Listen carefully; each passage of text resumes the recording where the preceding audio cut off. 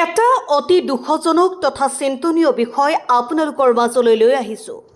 ৪০ number জনতা গাঁও পঞ্চায়তৰ মছজিদ ভিটা গাঁৱত নদীৰ ভয়াৱহ গৰাখহনীয়া ৰোধ কৰিবলৈ চেয়াৰমেন আলী আহমেদে নিজাববীয়াকৈ কিছুমান বাঁহৰ বান্ধ দিয়াৰ কাম আৰম্ভ কৰিছিল। কিন্তু অতি পৰিতাপৰ বিষয় যে ৰাইজৰ সুৰক্ষাৰ বাবে দিয়া এই বাঁহবোৰ এতিয়া কিছুমান দুষ্ট চক্ৰই চুৰি কৰিবলৈ আৰম্ভ কৰিছে। এইটোক লৈ সাংবাদিক শফিকুল ইছলামে দাঙি ধৰিছে।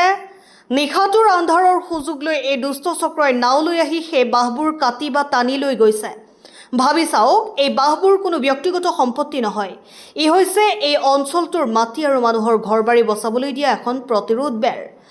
যদি এইদৰে ৰাইজৰ কামত বাধা দিয়া লোকসকলে নিজৰ স্বাৰ্থ সিদ্ধিৰ বাবে এই কাম অব্যাহত ৰাখে, তেন্তে ভৱিষ্যতে নদীৰ গৰাখহনীয়াই বহু পৰিয়ালক সৰ্বশ্ৰান্ত কৰি পেলাব।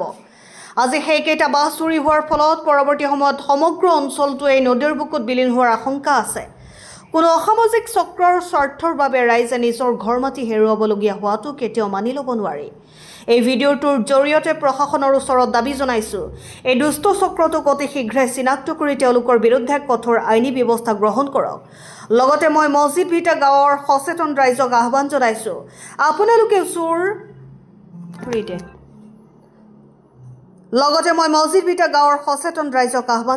আপোনালোকেও চকু ৰাখক, যাতে এনে দুষ্কাৰ্য সংঘটিত কৰিবলৈ কোনেও সাহস নকৰে।